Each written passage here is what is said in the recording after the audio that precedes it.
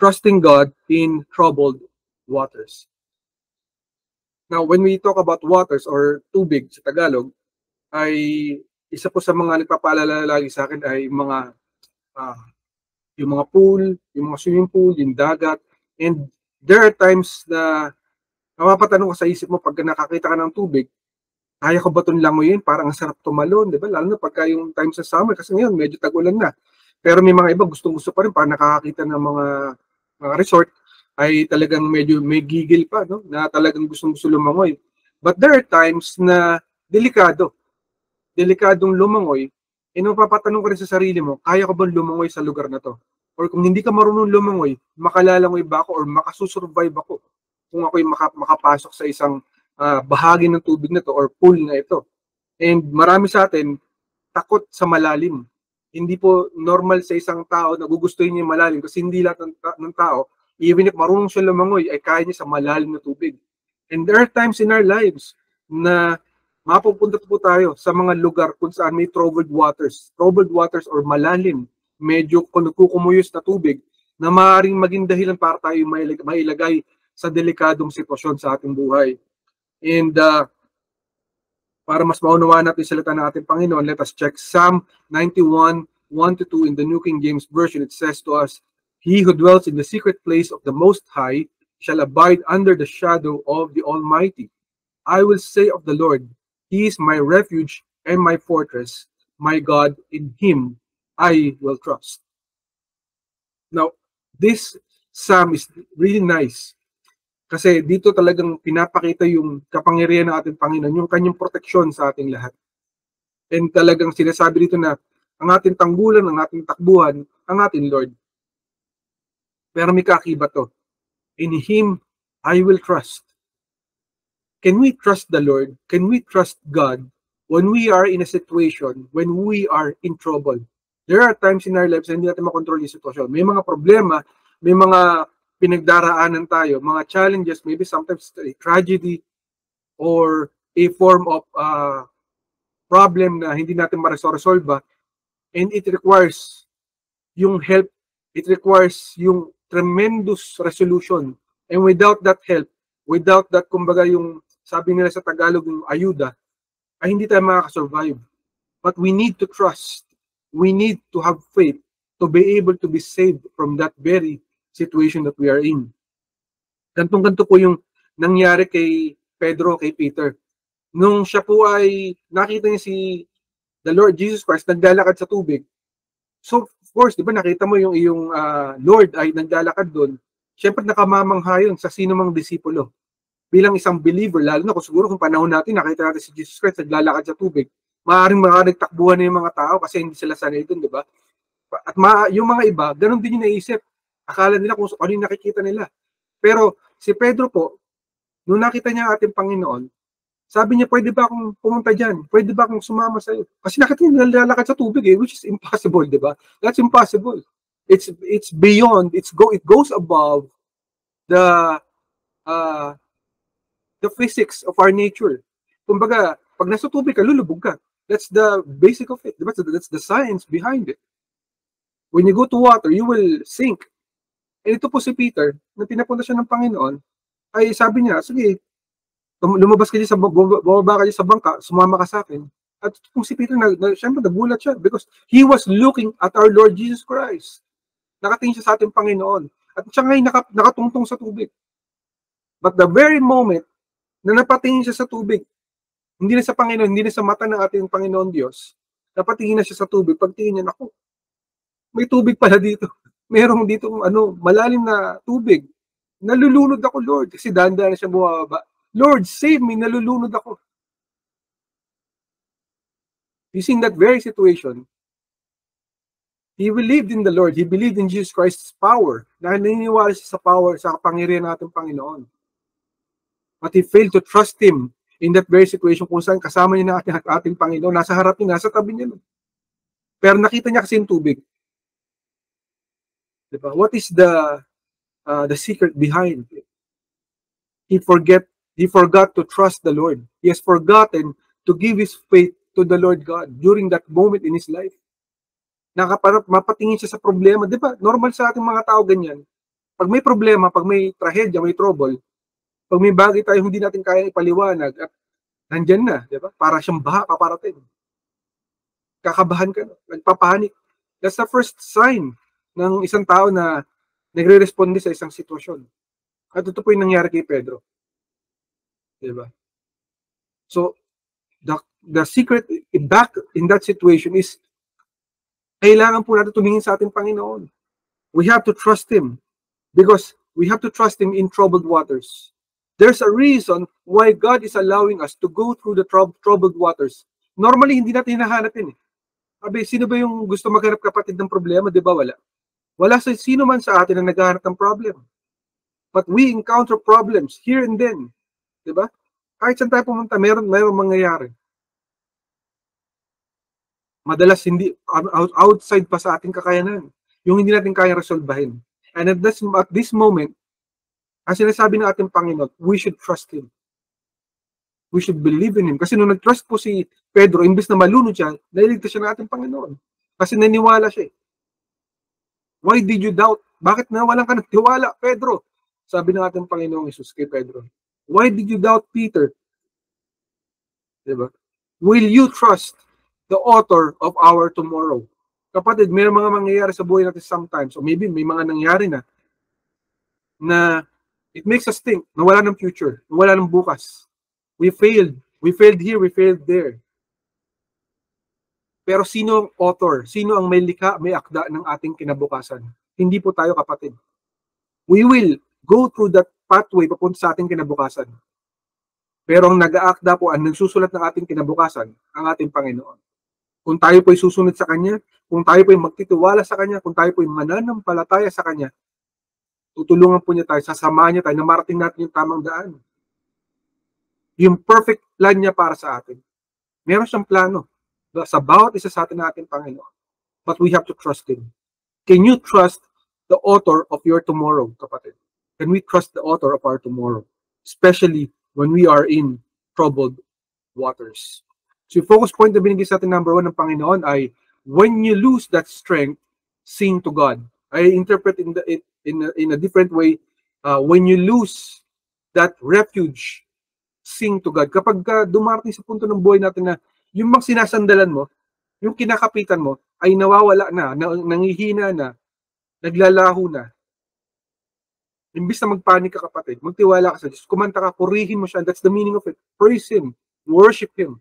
Di ba sa swimming pool, meron pong kapatid na minsan yung may parang bakal, nakalimutan ko tawag din, yung hinahawakan mo bago ka bumaba ng pool.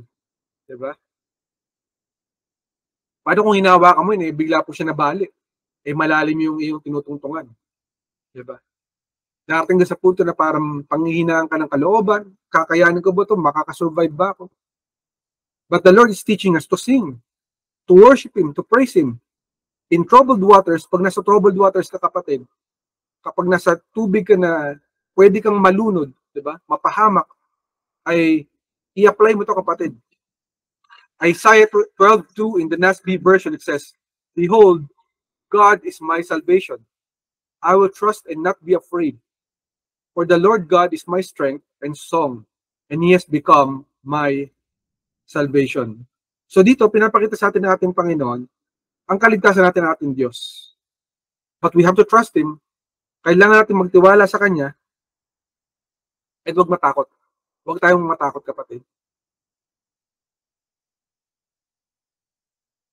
And makakagain tayo ng ating kalakasan sa ating Panginoon. Kasi darating time, kapatid, mapanghinaan ka. You will need inspiration, the courage to continue, to survive, to endure kung ano po yung pinagdadaanan natin. And you can do that. You can gain strength by singing, di ba? God is my strength. And may kasunod yun, song. Kailangan mong kumanta, kapatid, sa Panginoon. And He has become my salvation. By singing to the Lord, by praising God, by worshiping God, He will save you. Di ba sabi ng Panginoon, He inhabits the praises of His people.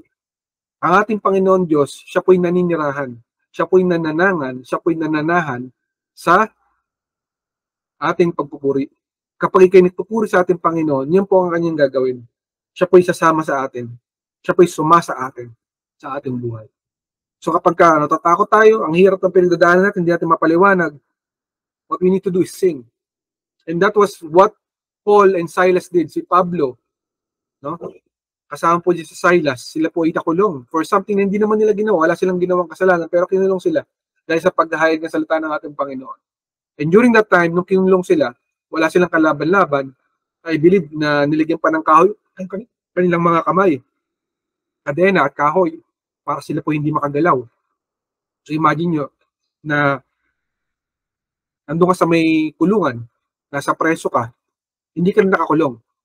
Yung kamay mo, yung mga paa mo, nakakabit sa isang kahoy, tapos may kadena. So how can you really, alam nyo yun, how can you move? Diba ang hirap, di ka makatulog, di ka makakain, kasi nakaganon yung kamay mo eh. I mean, naka-forward na gano'n, tapos kasama yung paa mo, nakatali ng kadena at may kahoy. It was hard for them. Pero sinisiba nila, Lord, did they blame God? What did they do in troubled waters? They sang to the Lord, they praised, they worshiped Him. Hindi sila nagsabi na, Lord, hirap na ako, hindi ko na kayang kumanta, Lord. Hindi ko na kayang magpuri, hindi ko na kayang kasi ang hirap ng pinadanas mo sa akin, grabe yung pagsubok, ayoko na. No. What did they do? They praised and worshiped the Lord. Imbis ang dami nilang nireklamo sa Panginoon, hindi sila nagreklamo. What they did was praise the Lord. Nagkantaan sila. Silang dalawa, nag-fellowship sila doon, praise and worship sila.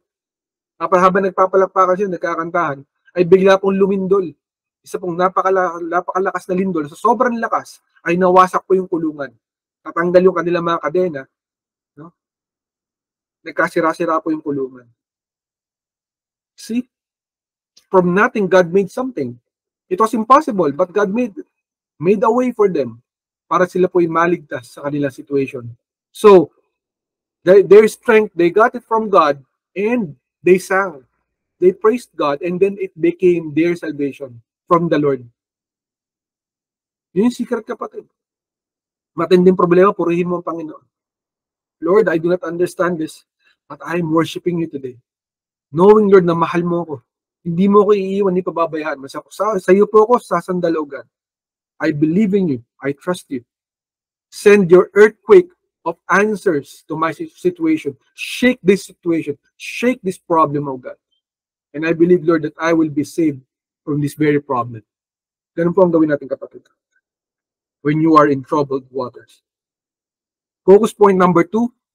In scary situations, trust God more. So kapag matitindi po, nakatatakot ang mga sitwasyon na nangyayari sa ating buhay, lalo daw tayong dapat magtiwala. Hindi dapat lumayo ka sa Lord. O yung gumawa ka ng masama, kumapit ka sa patalim, di ba? Gumawa ka ng hindi tama sa harapan ng ating Panginoon. Kasi wala na kailangan mo nang gawin to, di ba? Do not have that mindset, kapatid. Your perspective should be, you look at God beyond your situation. Itawid mo yung pananampalataya mo, yung paniniwala mo, believing that someone is there waiting for you in that tomorrow, knowing fully well na nanalo na siya, na pagtagumpayan niya na yung problema mo. And He is there to bring you beyond sa problem mo. Kasi madalas din tayo nakatingin, kapatid, ang hirap ng problema na to, grabe yung sakit na to, grabe yung paghihirap na to. Diba? Ang dami natin nakikita ang problema, pero hindi natin nakikita yung pwedeng magligtas sa atin. And the Lord is teaching us to trust Him, even in the midst of all those problems. In Psalm 56:3-4 in the ESV version, it says, when I am afraid, I put my trust in you. In God, whose word I praise, in God I trust. I shall not be afraid. What can flesh do to me? So makikita natin dito, hindi po sinasabi na hindi tayo matatakot. That is a natural feeling na matatakot ka. Pero yung continually natatakot ka pa rin, meaning you're living in fear, it's a different ballgame, kapatid. So the Lord is telling us that yes, pwede ka matakot. Ang hirap naman ito, Lord. Bakit ganito? Paano nangyari ito? How did this happen to our lives? You will really fear somehow. Pero to continually fear is different.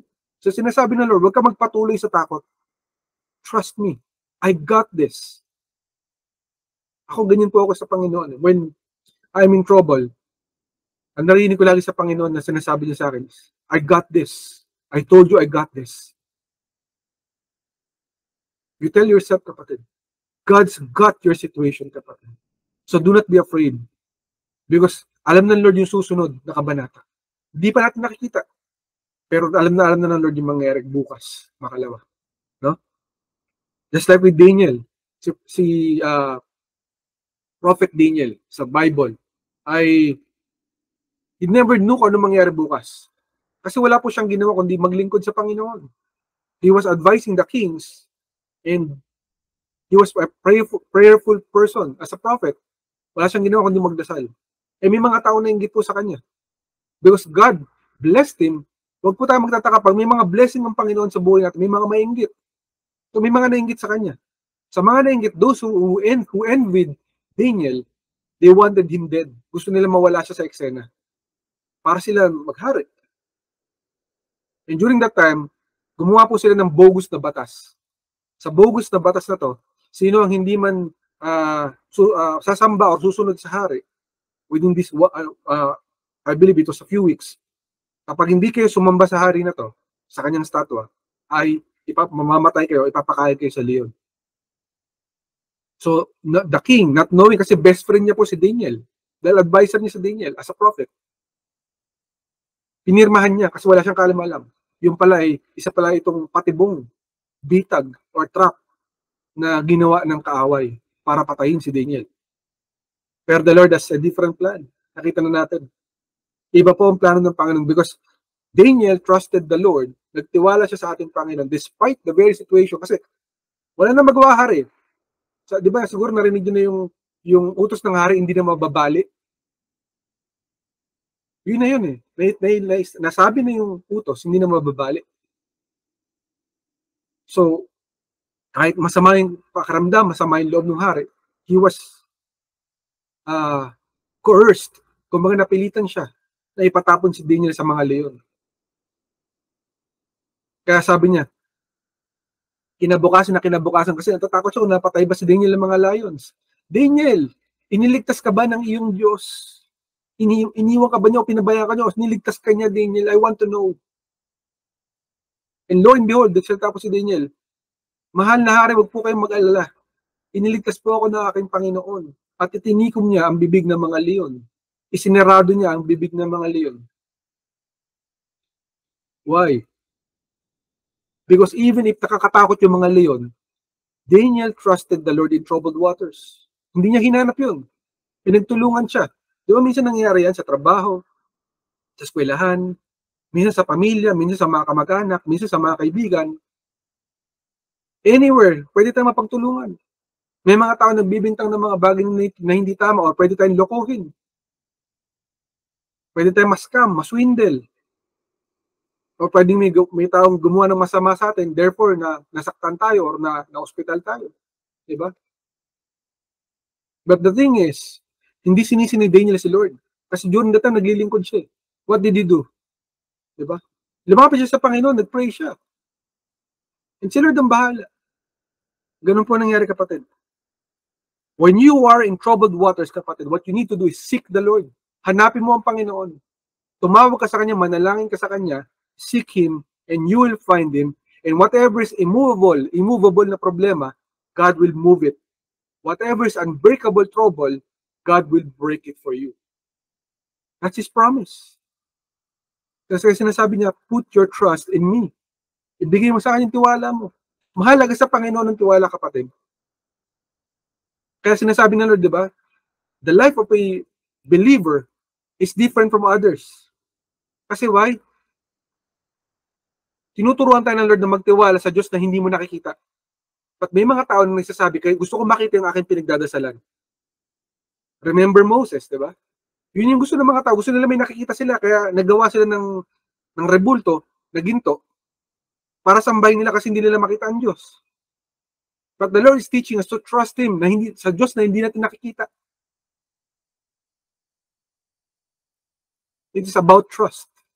Trusting God in troubled waters. So kapatid, the question to you and to me, to all of us, are we trusting God when we are in trouble? Are we believing that He will see us through the situation? Yung takeaway na binigay sa atin natin Panginoon, conclusion na binigay niya sa atin, number 1, God is with you in your troubles. Hindi po pwede kapatid na hindi ka sasamahan natin, Panginoon. If God allowed something to happen in your life, He will be with you to rescue you, to be with you, to protect you, to battle together with you. Kasama mo siya. Yan ang pangako niya. He promises to deliver you. Hindi ka lang niya sasamahan. Ilalabas ka niya sa trouble na yun. Ilalabas ka niya sa sitwasyon na yun. Whatever situation that is, makakaalpas ka ron. Kasi yun yung pangako niya. That's His promise. Pangatlo, remember, God still saves. Hanggang ngayon kapatid, God still saves. If you do not believe that, kapatid, nakalulungkot. You are missing out on God's promises, on God's plan for your life. Because God is the same God today, yesterday, and forever. He saved people before, He's still saving today, and He will save still tomorrow. The only question is, are we trusting Him? Naniniwala ba tayo sa Kanya? Nananampalataya ba tayo sa Kanya? Lalo na when we are in trouble. In Psalm 91:15, in the NET version, it says, when He calls out to me, I will answer Him. I will be with Him when He is in trouble. I will rescue Him and bring Him honor. So ito yung pangako ng Panginoon, kapatid. Hindi ito wala lang. Sinasabi niya, sasamahan kita. Kapag nandiyan ka sa trouble, sasamahan kita. Why? Because you are calling out to me. You are praying to me. You have faith in me. And therefore, because you are calling out to me, tinatawagan mo ako. Tinatawag mo ang pangalan ko, then I will answer you. Hindi lang po yun. I-rescue kita. At gagawin kong honorable ang buhay mo. I will honor you. Diba? What a promise from the Lord, kapatid. Ganun ang ating Lord. Hindi po yung parang kulang. Parang okay na to, ito na yung sagot eh. No. Yung the best of the best pa yung bibigay niya. Sasamahan ka niya, diba? I-rescue ka pa niya, at i-honor ka niya. Kasi why? Why? You are in trouble, ilalabas ka niya sa trouble mo, and may mga taong normal po yun. May mga taong mangkukutsa sa atin, mga api sa atin, kasi kaya nagkaganyan-ganyan ang buhay mo kasi dahil sa Lord mo na yan eh. Naniniwala ka sa kay ganun, kay ganyan. Diba? Hindi nila kilala si Jesus Christ. And so they are angry also with you. But do not be angry with them because they do not understand. They are blinded to the truth. Until they come to know Jesus Christ as Lord and Savior, they will not understand. But the Lord's plan is to honor you in their sight. Sa harapan ng mga tao nangungutya sa'yo, when you are in trouble, yung tipong bagsak ka na, tatapakan ka pa. May mga ganong tao. Sabi nga, doon sa Tagalog, diba yung paborito ng mga bata, buti nga sa'yo. Diba? Tumumba na yung tao, hinaapi mo pa. Alam mo bang isa yun sa mga pinaka-ayaw na ayaw ng Panginoon? So kapatid, kapag may mga tao nang api sa'yo, nanakit sa'yo at sila'y bumagsak, huwag mo silang sasabihin na, buti nga sa'yo. Ayaw ng Lord yun. The Lord will be angry at you. When someone falls down, pray for them. Lord, itong tao na to, sinaktan ako nito dati, but I'm praying for him, for her. I forgive this person. I pray na iligtas mo siya. At makakilala siya sa'yo bilang Diyos at tagapagligtas. Ganun ang gawin mo. Huwag mo silang apihin. Kaya nga, di ba sabi ng Lord, di ba, binato ka ng batuhin mo ng cake. Batuhin mo ng burger, no? Batuhin mo ng tinapay. So, dapat ganun ang ating gagawin.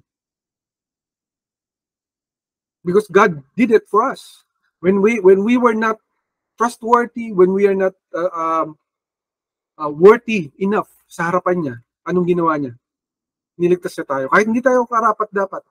Kahit wala tayong karapatan na humarap sa Kanya. Diba? He showed His love for us even while we were still sinners. Kahit makasalanan pa tayo. Yun po ang ginawa natin, Panginoon.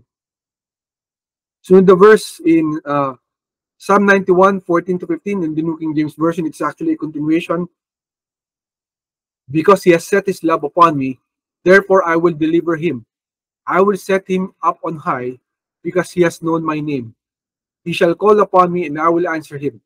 I will be with him in trouble. I will deliver him and honor him. So technically, this is another interpretation and together with the previous verse. So the plan of the Lord is, dahil mahal mo siya, dahil mahal mo ang Lord mo, He will deliver you. He will deliver us. That's His plan. That's His promise. Siya po nagsabi niya, kapatid. So ilalagay ka niya sa pedestal wherein you will understand na sa kanya lang, siya lang ang dahilan, and then you will glorify His name.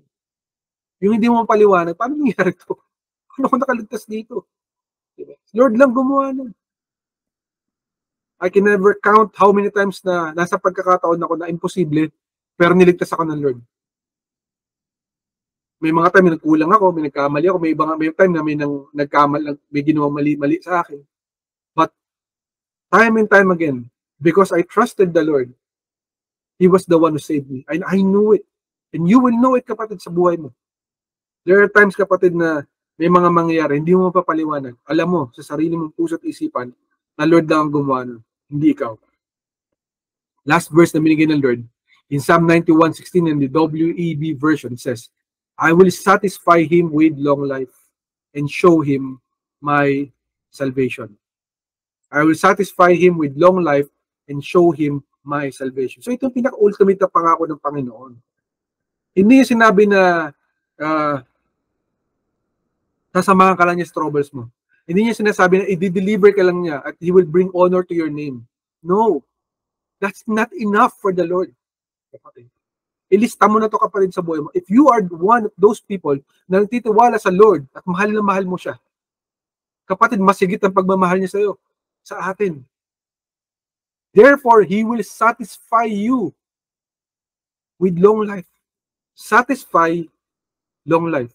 Meaning, yung mga desires ng puso mo, ibibigay niya yan. Basta karapat dapat sa Lord. Huwag naman yung mga desires ng puso na mali.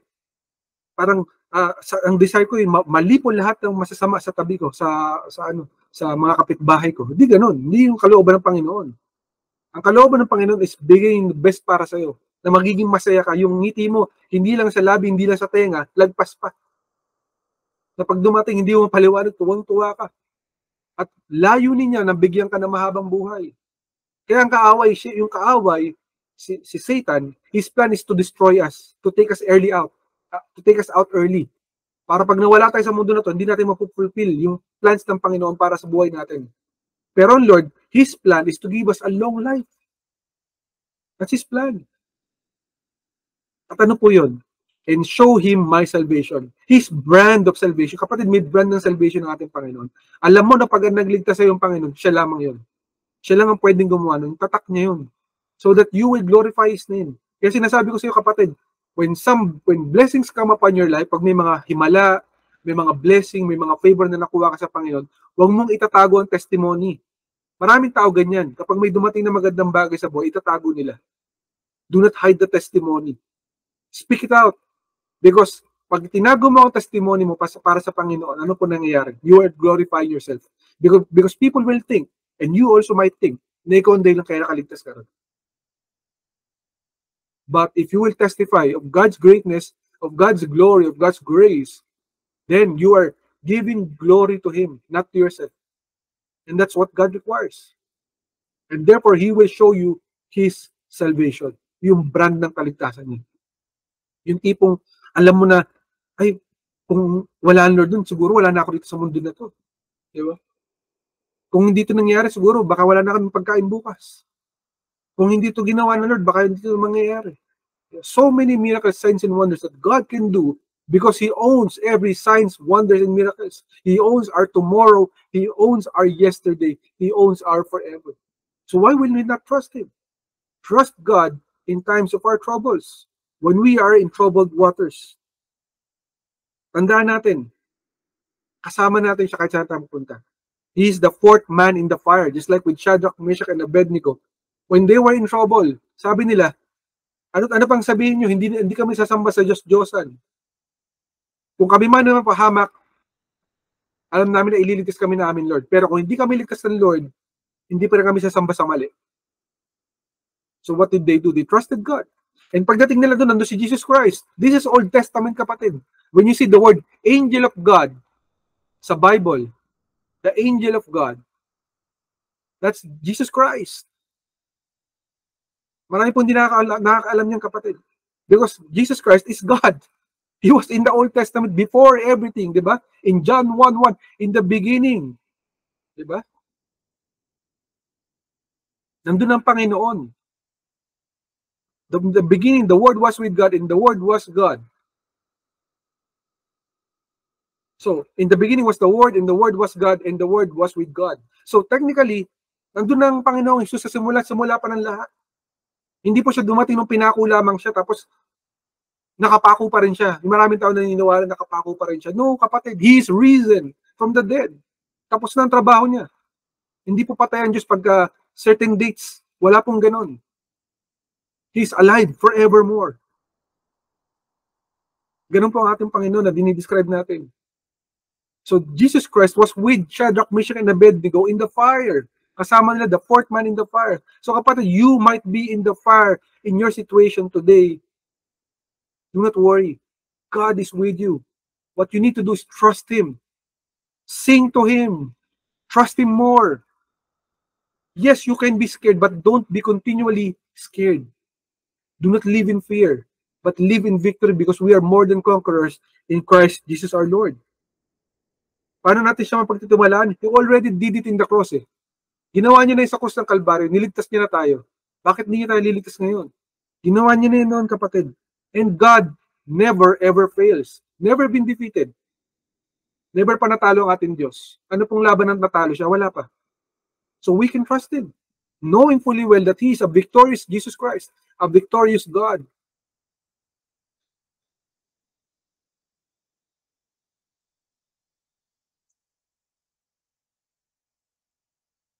And yung pantapos na binigay sa atin ng ating Panginoon, mahirap magtiwala, pero ang Diyos ay laging tapat.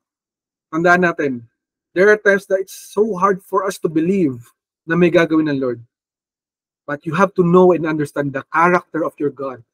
Tapat ang ating Panginoon. When He says something, He will do it. When you trust Him, He will be there for you. Yes, of course, when we sin, pag nagkakamali tayo, may mga consequences yan. But if you trust Him, if you call upon Him, then He is there for you. No matter what it is that you go through, you might go through the fire, you might go through the troubles and all. But if He is with you, you will get through it. Makaliligtas ka, kapatid, no matter what it is. Ang ating Panginoon ay laging tapat, no? And He has always the final say. Yun po ang karakter ng ating Panginoon. Remember, nung si Lazarus ay namatay, they thought na wala na. Sana, Lord, kung dumating ka lang ng mas maaga, baka nakaligtas pa siya, nakagawa ka ng miracle ng himala.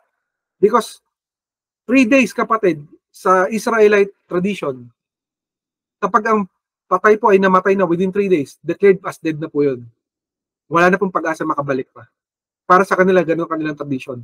Pero ang ating Panginoong Jesus, di siya bumalik ng 3rd day. Kahit narinig niyo na may nangyari kay Lazarus, alam niya, siya Diyos eh. He came back on the 4th day. So on the 4th day, wala na makapagsasabi na buhay pa si Lazarus. Patay na yun, so automatic. Kasi 4th day na eh. Diba? And when He came, they knew that this was a dead man. And when He resurrected him from the dead, they knew that it was a miracle. Mahirap magtiwala. Pero you have to learn that our Lord God is tapat. No? He is faithful to all of us. Same God yesterday, today, and forever. What we must understand is God is the God of timing. When the right time comes, God will always accomplish it. Huwag po tayo tumingin sa ating timeline kasi marami sa atin nagmamadali. Mahilig ka sa instant like, instant share, di ba? No, God does not work that way. God is a God of timing. Hindi mo alam lahat ng pinaprepare ng Lord. Hindi mo alam yung mga tao pala naiinggit sa'yo kasi hindi pa sila ready. Nire-ready na ng Lord yung puso nila.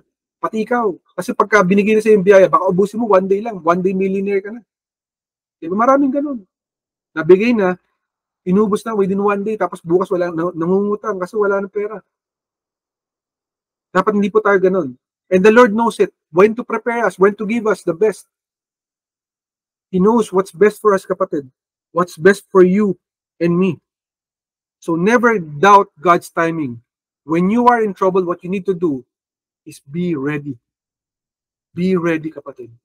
Be ready for God's answers, for God's rewards, for God's victory, for God's salvation.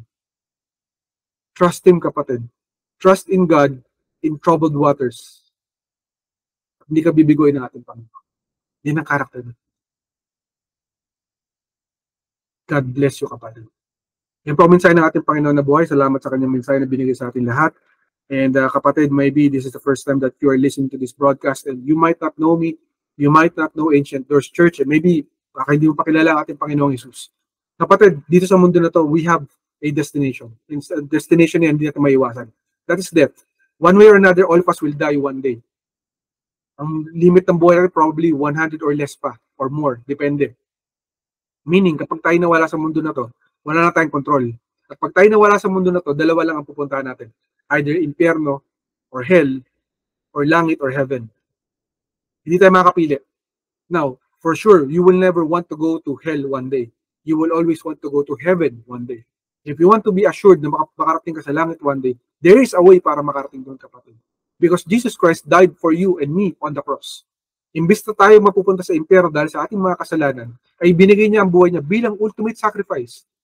Para siya na yung magiging katubusan sa ating mga kasalanan. 2,000 years ago, pinako siya sa cross at nabuhay siya muli after 3 days. If you believe in Him today, that He is your Lord, God, and Savior, naliligtas ka niya sa lahat ng mga kasalanan mo para di ka makapunta sa impyerno at makapunta ka sa langit balang araw. Maniniwala ka sa Kanya today, and hihingi ka ng tawad ng buong puso, isipan at kaluluwa mo sa lahat-lahat ng kasalanan mo, then He will be here for you today to save you and give you that gift of salvation na makarating sa langit balang araw. You want to receive that gift, kapatid, na free mula sa ating Panginoon, samahan mo ko sa panalangin. Let us pray. Panginoon, aking Diyos sa tagapagligtas, aking Diyos at patawarin mo ako sa lahat ng kasalanan. patawarin mo sa lahat na aking mga kasalanan. Hindi ako karapat-dapat sa iyong harapan. Hindi ako karapat-dapat sa iyo. Panginoong Isus, Panginoong Jesus, tinatanggap kita tinatanggap kita sa aking buhay.